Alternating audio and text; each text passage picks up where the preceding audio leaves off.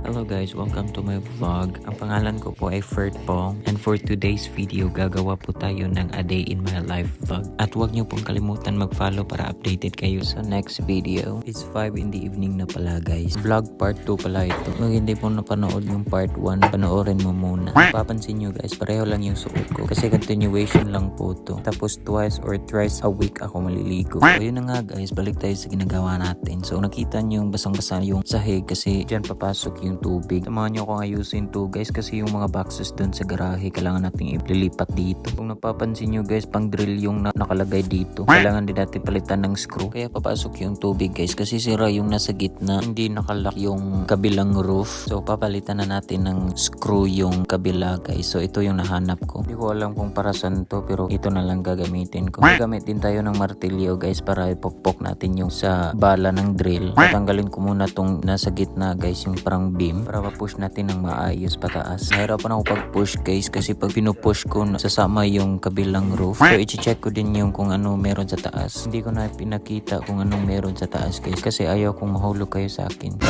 So dito guys, kailangan ko may katulong dito guys kasi dapat may magpupush from above at magpupush from below. Otherwise, sa'yo ko ipupush. So I have to figure out paano natin gagawin to. So dito guys, nilagyan ko na lang ng parang lubid para pag tinulak ko yung kabila, ipupul ko naman yung nasa left. Nag-work naman yung plano guys. So tinulak ko yung kabilang roof at pinupul ko yung nasa kanan na roof. So ayun guys, gumana naman yung plano kaso nga lang kulang sa push kasi ayaw mag-lock. At tinignan ko naman ulit yung nasa labas. Kulang na lang, springboard ko to.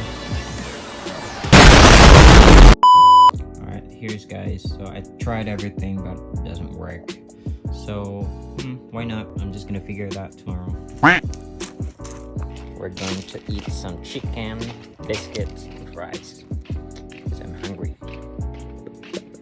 May bagong saging na naman kami guys kasi naubos na yung saging namin kasi everyday 2 pirasong saging kinakain ko. Ayan, kumain ako ng fries kasi favorite namin ni Jeben yung fries. Kumain na din ako ng 3 pirasong chicken. Dito guys, mag-assemble na naman tayo ng shelving. Ilan sa inyo guys nagtatanong bakit daw ako lagi nag-assemble? Kasi gusto ko yung mag-assemble guys. Gusto ko yung parang mag-iisip ka outside the box. Gusto ko yung nag-figure out ako. Dami ko nang gusto, parang kasali ka na ata doon.